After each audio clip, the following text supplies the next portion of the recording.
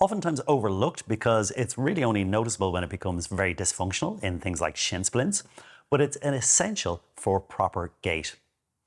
Typically, when we learn anatomy, though, we learn about the action of a muscle. So anterior tibialis is a dorsiflexor and an inverter of the foot. But in day-to-day activities like walking, it's doing the opposite. It's decelerating the foot each time our heel strikes. So its primary use is actually in eccentric load, that it's lengthening against resistance. So the anterior tibialis sits between the large bone, the tibia, and the small bone, the fibula on the outside, comes across the inside of the foot and attaches to the medial cuneiform and the head of the first metatarsal, here at the proximal end.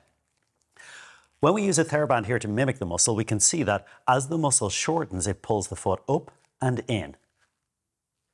Now, when we walk, the muscle is in a contracted state, and when the heel strikes, it should control the rate at which the foot falls. So we get this controlled, smooth motion. But it also, because it's an inverter, it controls the roll from the initial heel strike on the outside of the heel. We go down the outside of the foot and roll through onto the big toe so that we can toe off. That process is known as pronation. So when the muscle is functioning well, we get a smooth heel strike, roll through, and a toe off on the big toe side. When the muscle is weak, however, we can either get sudden foot flop with a heavy walk, we'll hear this heavy footfall, or more frequently, we will get what's known as hyperpronation. So hyperpronation is when we roll through, the foot falls excessively.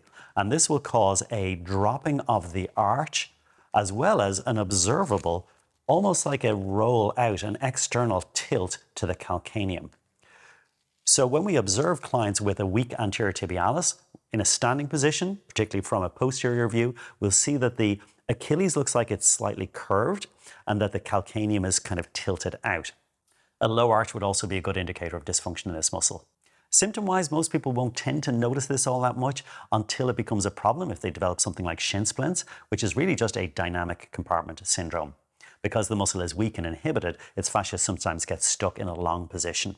And when that happens, it is using up all of its available length in this stretched out position and has nowhere to expand to. So when the muscle starts working and starts to increase blood flow to the muscle, we get this pump, and there's nowhere for that expansion to take place. It starts to compress the small lymphatic capillaries.